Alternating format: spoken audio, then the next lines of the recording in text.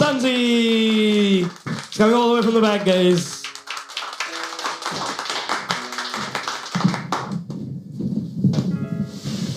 Hi everyone. Sir आपकी नज़्म बहुत प्यारी थी। जावेद अख्तर की कलम से और फरहान अख्तर की आवाज़ में एक नज़्म पढ़ी गई थी, दिल आखिर तू क्यों रोता है, फ्रॉम द फिल्म ZNMD, ज़िंदगी ना मिलेगी दोबारा। मैंने उस ज़मीन पे लिखना चाहा था कि गम आखिर क्या होता है, गम आखिर क्या होता है, गम का इकरार कैसा होता है, कि गम आखिर क्या होता है, गम का इकरार कैसा होता है।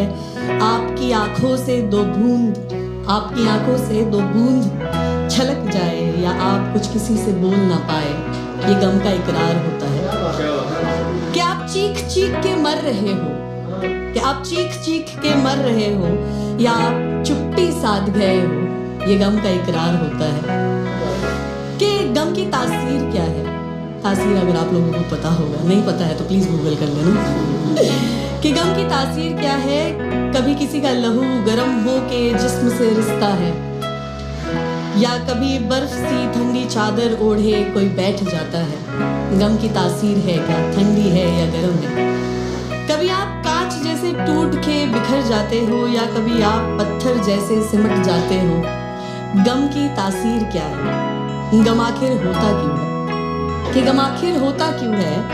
कहीं किसी की मोहब्बत रूठती है तो कहीं किसी की रोटी छूटती है, कि कहीं किसी की मोहब्बत रूठती है तो कहीं किसी की रोटी छूटती है, कहीं किसी अपने ने दगा दी है तो कहीं किसी सपने ने सजा दी है।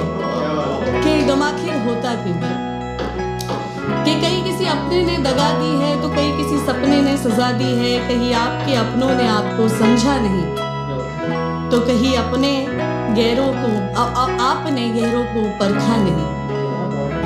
गम हमेशा साथ रहता है, गम हमेशा साथ रहता है साया बनकर, हमारे हर कदम पर हमारा हिस्सा बनकर, हमारी सिलवटों में।